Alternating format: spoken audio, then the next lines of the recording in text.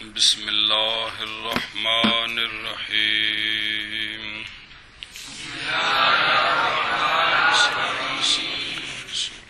بسم اللہ الرحمن الرحیم. جی وَإِنَّمَا قَيَّدَ بِنَفْسِ تَصَوُّرِ مَفْهُومِهِ فِي الْكُلِّيِّ وَالْجُزْئِيِّ لِأَنَّ مِنَ الْكُلِّيَّاتِ مَا يَمْنَعُ الِاشْتِرَاكَ بَيْنَ أُمُورٍ مُتَعَدِّدَةٍ بالنظر إلى الخارج كواجب الوجود فإن الدليل الخارجي يقطع عرق الشركة عنه لكن عند العقل لم يمنع عن صدقه على كثيرين وإلا لم يفتقر إلى دلیل اثبات دلیل حمزہ وصلی نہیں ہے، باب افعال دا حمزہ قطعی ہوندا ہے. الى دلیل اثبات الوحدانیت. چلو جی، بعض چیزیں واقعتاً مشکل ہوتی ہیں، وہ فوری طور پر دماغ میں نہیں آتی ہیں. منطق میں ایسے مسائل ساری کتابوں میں. اچھا جی، ذرا غور فرمائیں، پیچھے ذرا متن کو دیکھیں نا. جب متن کو کلی کی تعریف کی تھی کہ اور لفظ مفرد کلی، کہ لفظ مفرد کلی وہ لفظ ہوتا ہے کہ اس کے مفہوم کا نفس تصور منع نہ کرے کثیرین پر سچا آنے سے. قید لگائی ہے کہ اس کے مفہوم کا ایٹیلس کرتے ہوئے نفس تصور.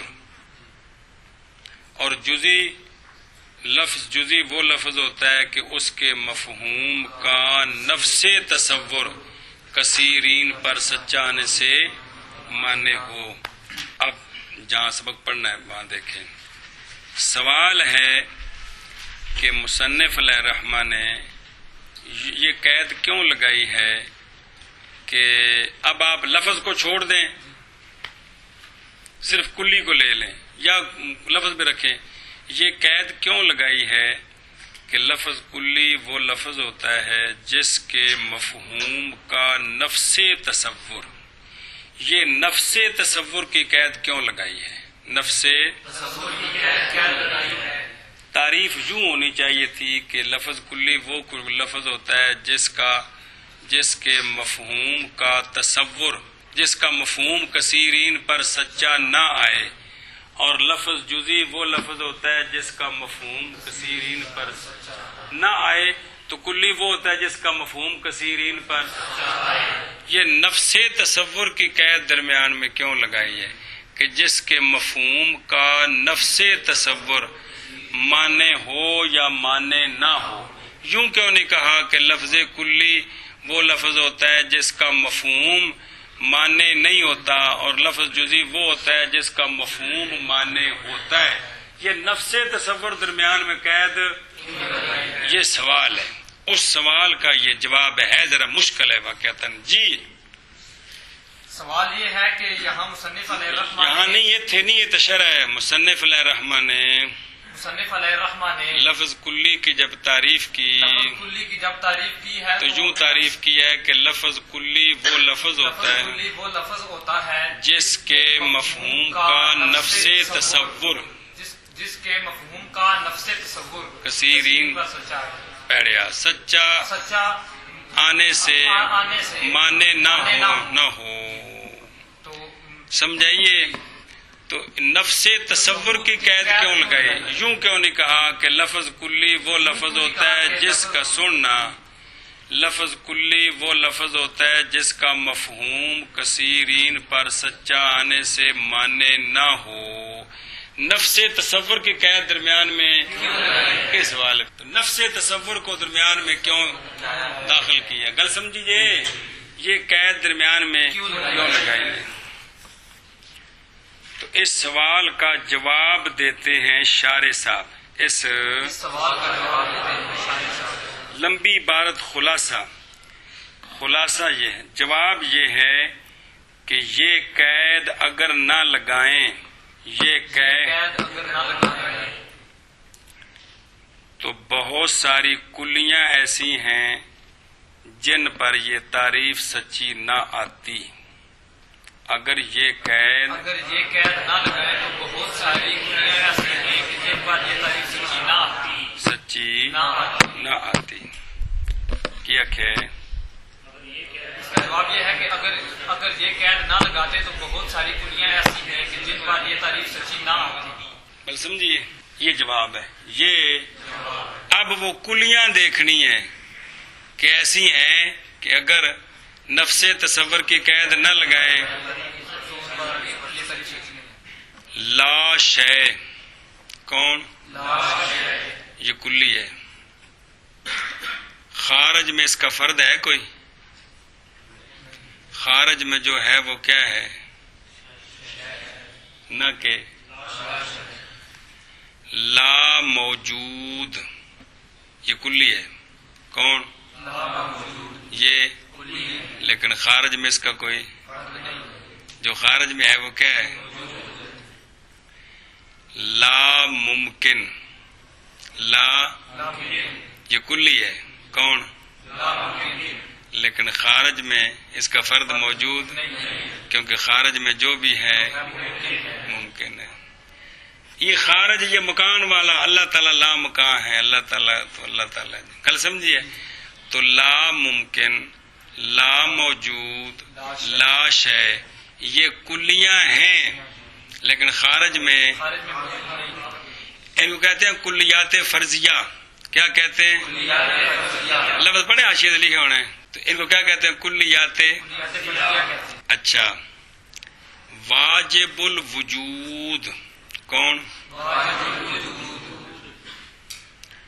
ایسا وجود جس کا ہونا ضروری نہ ہونا محال. اس کو کیا کہتے ہیں؟ وہ وجود جس کا ہونا ضروری اور نہ ہونا اس وجود کو کیا کہتے ہیں؟ تو یہ وجود اللہ تعالیٰ کا ہے. یہ وجود صرف اللہ سے اللہ تعالیٰ. اچھا جی. اب واجب الوجود کون؟ اس کا یہ کلی ہے. کون؟ کلی ہے. دھیان کرے جی. لیکن اس کا فرد صرف ایک ہے. کون؟ ذات باری تعالی.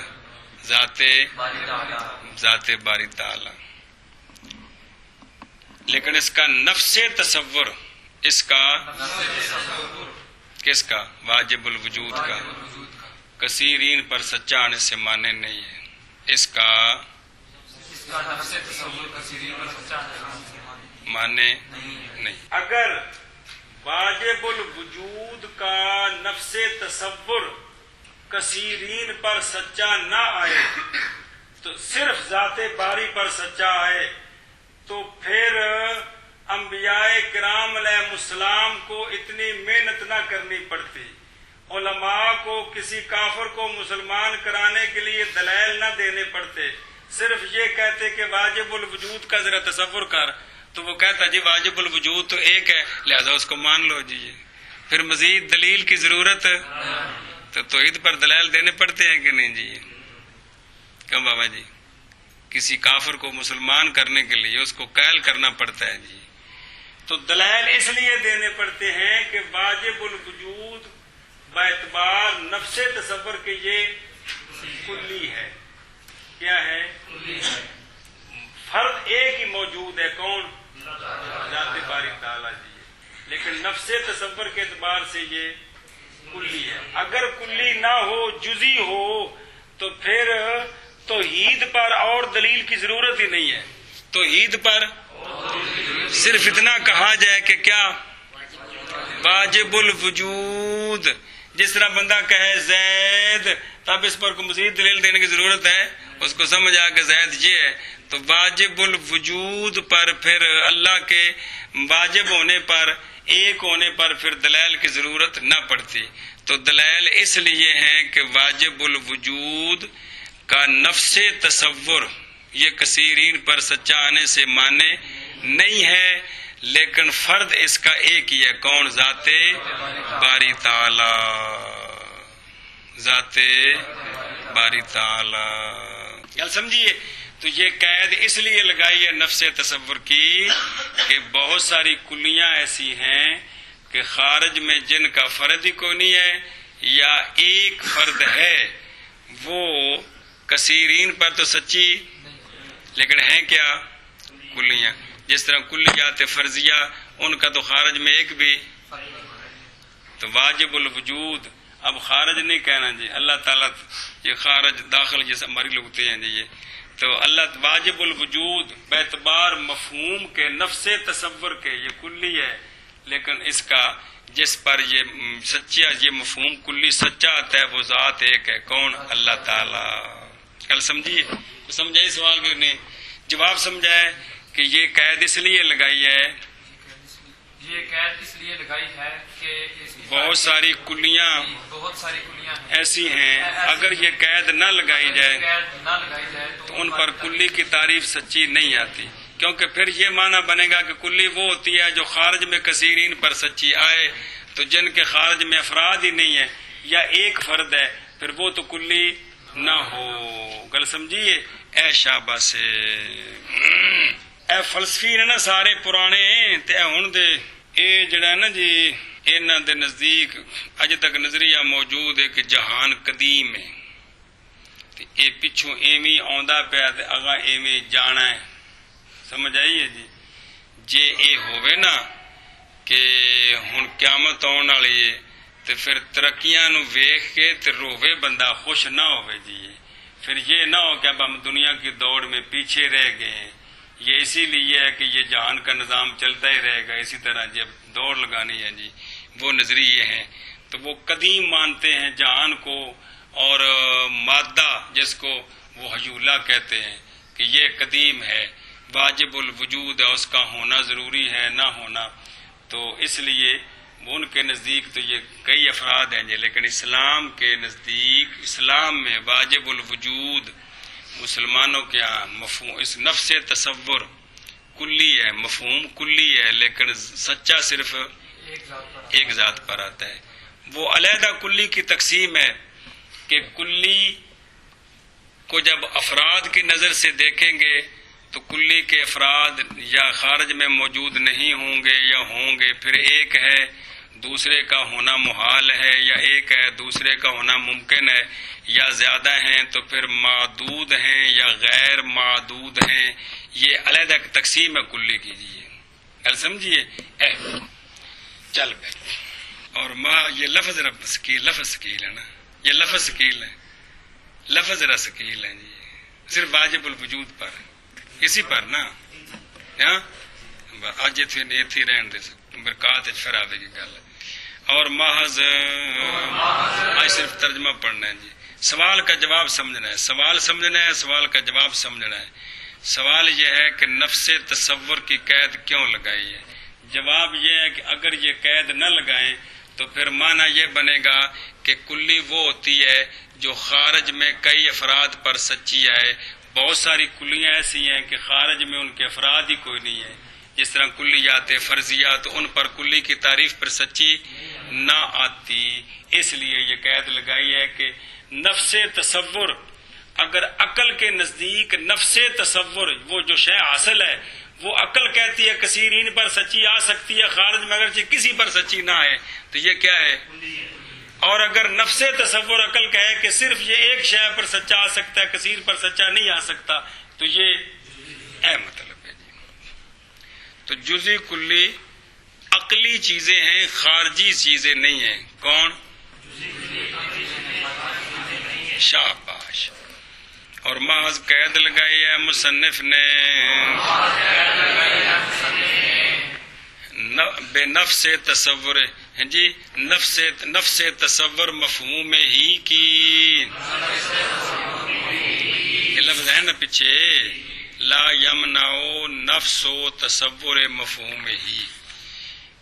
کس میں قید لگائی ہے؟ کلی میں اور جزئی میں. لائیے کہ نہیں؟ ان کا جواب اس لیے کہ کلیات سے ماں وہ کلیات ہیں، اس لیے یہ جواب ہے. اس لیے کہ کلیات سے ماں وہ کلیات ہیں کہ منع ہے اشتراک امور متعددہ کے درمیان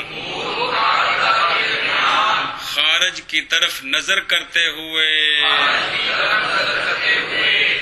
گل سمجھیے؟ تو ان پر تعریف سچی نہ آتی. نفس تصور کے اعتبار سے وہ کثیرین پر سچی آتی ہیں لیکن خارج کے اعتبار سے سچی نہیں آتی ہیں جی. تو پھر ان پر تعریف سچی اس لیے نفس تصور کی قید لگے مانا کرے نہ کو.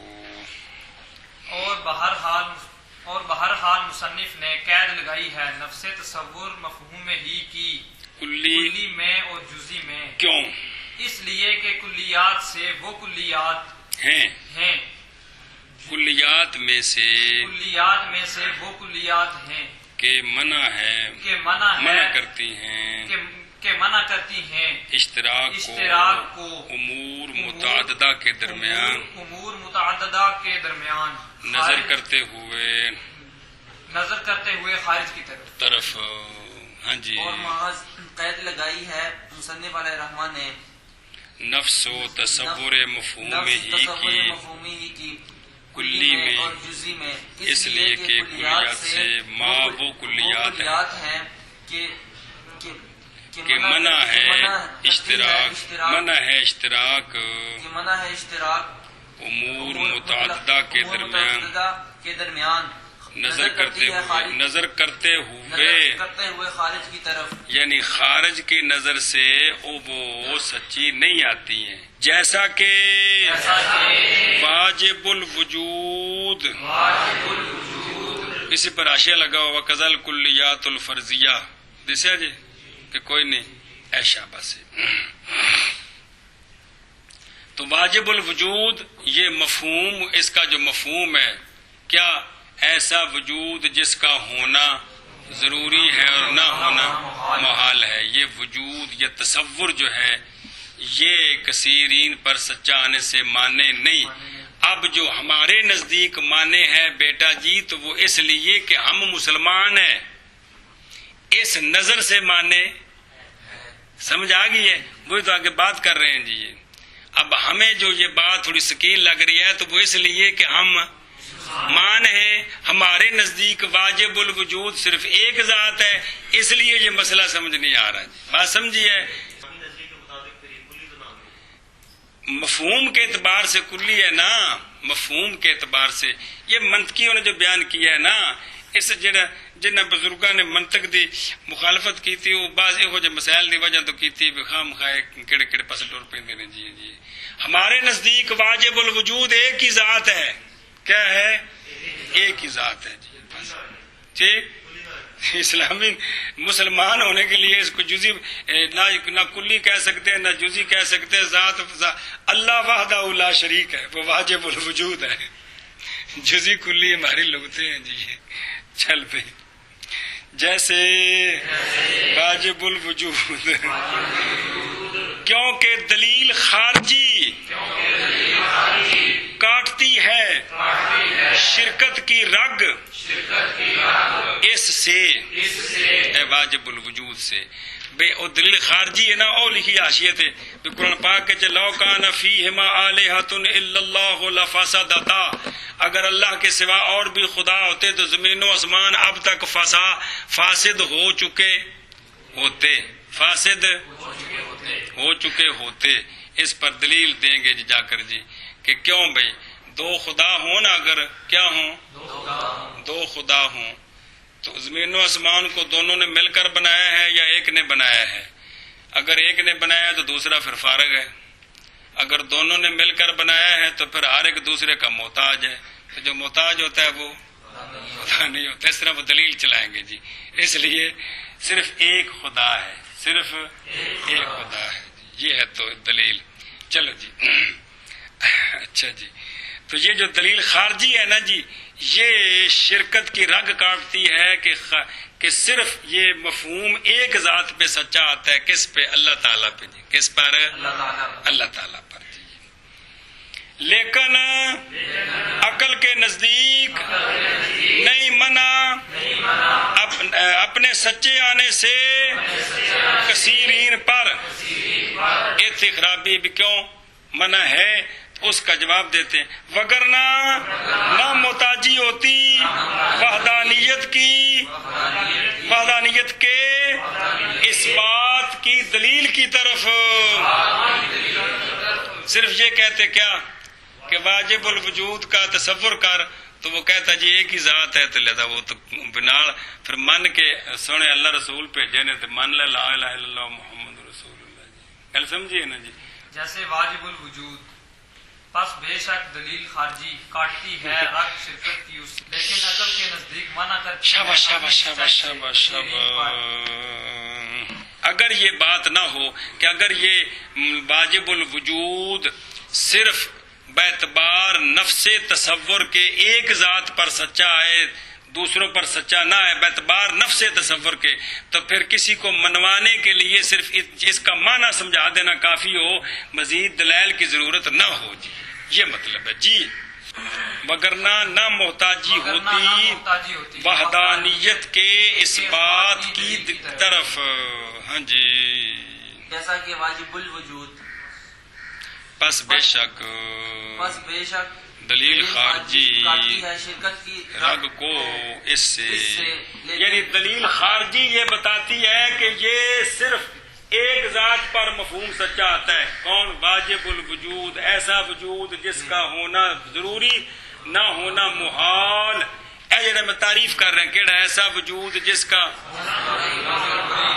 اے جڑا بیان کیتا ہے اے مفہوم بھئی سچا صرف دلیل خارجی ہمارے پاس موجود ہے. اس دلیل کی وجہ سے یہ بات ثابت ہے کہ یہ مفہوم صرف ایک ذات پہ سچا آتا ہے، لیکن عقل کے نزدیک نہیں منع کرتا. کون؟ یہ مفہوم اپنی سچائی اپنے سچے آنے سے سچے آنے سے کثیرین پر وگرنہ نہ محتاجی ہوتی وحدانیت کے اس بات کی دلیل کی طرف. کس کی طرف؟ دلیل کی طرف. گل سمجھیے. اچھا ذرا پچھلا متن دیکھو جڑا مسئلہ پڑھے ہے نا شرح تو یہاں سے مصنف علیہ الرحمہ نے کلی اور جزئی کی تقسیم کی ہے، لیکن تقسیم کی ہے باعتبار لفظ کے، باعتبار. تو عرض کی تھی آپ کی بارگاہ عالیہ میں کہ افراد اور ترکیب حقیقت میں لفظ کی صفتیں ہیں تو مجازن معنی کی صفتیں ہیں. لفظ مفرد کے معنی کو بھی، لفظ مرکب کے معنی کو بھی، اور کلی اور جزئی، کلی ہونا اور جزئی ہونا حقیقت میں یہ معنی اور مفہوم ہوتے ہیں. مجازن لفظ کو بھی، جس لفظ کا مفہوم جزئی ہو اس لفظ کو بھی، اور جس لفظ کا سمجھیے. تو اب جو کچھ پڑھا ہے وہ یہ ہے کہ وہ لفظ یہ لفظ مفرد کی تقسیم ہو رہی ہے. وہ لفظ مفرد جس کے مفہوم کا نفس تصور کثیرین پر سچا آنے سے مانے نہ ہو، یہ لفظ مفرد کلی ہے اور یہ مفہوم بھی مفہوم کلی ہے. یار کمال ہے. یہ لفظ مفرد بھی، یہ لفظ مفرد بھی، اور یہ جو اس کا مفہوم ہے جو سچا نہیں آتا، سچا آتا ہے، یہ مفہوم بھی. اور وہ لفظ مفرد کہ جس کے مفہوم کا نفس تصور کثیرین پر سچا آنے سے مانے ہیں، یہ لفظ مفرد جزئی ہے، اور اس کا یہ مفہوم جو سچا نہیں آتا کثیرین پر، یہ مفہوم بھی. گل سمجھی کہ کوئی نہیں؟ اصل میں کلی جزئی مفہوم ہے، اس مفہوم پر جو دال لفظ ہے، مفہوم معنی مدلول ایک ہی ہے، مفہوم معنی مدلول. تو لفظ جو دال، اس لفظ کو بھی کیا کہہ دیتے ہیں؟ کلی اور جزئی. یہ اس ضمن میں 5 کلیوں کی بات پچھلی کتابوں میں جو آپ نے پڑھا ہے وہ سیدھی مفہوم سے بات شروع ہوتی تھی کہ جو شے ذہن میں اصل ہے وہ شے 2 حال سے خالی نہیں، یا کثیرین پر سچی آنے سے مانے ہے یا مانے نہیں ہے. وہاں لفظ کو دخل نہیں تھا، یہاں لفظ کو دخل دیا ہے. سمجھو نہیں بھی کہ نہیں؟ تو اب یہ یہاں کلی جنا لفظ مفرد کی کیا ہو گئی ہیں؟ 2 قسمیں ہو گئی. لفظ کون سی؟ جزئی. حقیقت میں جزئی کلی کون ہوتے ہیں؟ مفہوم ہوتے ہیں. بات سمجھیے میرا کہنے کا مطلب یہ ہے کہ یہاں یہ بات ختم ہوگی. اب آگے جو مطلب شروع ہو رہا ہے کہاں سے؟ بل کلی و اما. اس کلی سے مراد جرا نال لکھا یہ تھلے ہونا، اس کلی سے مراد لفظ کلی نہیں ہے بلکہ حقیقت کلی. کون ہے؟ مفہوم. بات سمجھیے. اب یہاں سے آگے مفہوم کی بات چلنی ہے جی. کو پلے پیندی پی کا کوئی نہیں. پیچھے جو بات پڑی ہے وہ ہے کہ لفظ مفرد دو قسم ہے. کون؟ کلی اور جزئی. تعریف کی ہے. تو اصل میں کلی جزئی مفہوم ہوتا ہے، لفظ نہیں ہوتا. لیکن جس لفظ کا مفہوم کلی ہے اس لفظ کو کلی کہہ دیتے ہیں، اور اس لفظ کا مفہوم جزئی ہے اس کو کہہ دیتے ہیں. بات سمجھیے. تو کلی جزئی کی تعریف آ گئی. کلی جزئی کی تعریف آ گئی. لفظ مفرد کلی، لفظ مفرد جزئی کی بھی تعریف آ گئی، اور خود کلی جزئی کی بھی تعریف سمجھ آ گئی کہ وہ مفہوم جو کثیرین پر سچا آنے سے مانے نہ ہو وہ کیا ہے؟ مفہوم. مفہوم کلی اور وہ مفہوم جو کثیرین پر سچا آنے سے وہ جزئی ہے. اب آگے یہ جو مفہوم ہے نا اس کی بات آگے چلنی ہے. کلی کتنی قسم بڑھنی ہے؟ کلی 5 قسمیں بڑھنی ہے اس کی. تو وہ یہ 5 قسمیں باعتبار مفہوم کے بیان کرنی ہے. وہ معرف جو مرکب ہوگا معرف تو وہ لفظوں سے مرکب ہوتا ہے، کلیوں سے مرکب ہوتا ہے. جو کلی جو مفہوم ہے جو حقیقت میں کلی ہے اب اس کی بات کرنی ہے آگے. اب مطالعہ کرتے ہوئے لفظ کا خیال نہیں کرنا، وہ لفظ کی بات ختم ہو گئی ہے، کلیات کی بات ہے. بات سمجھیے. چلو جی.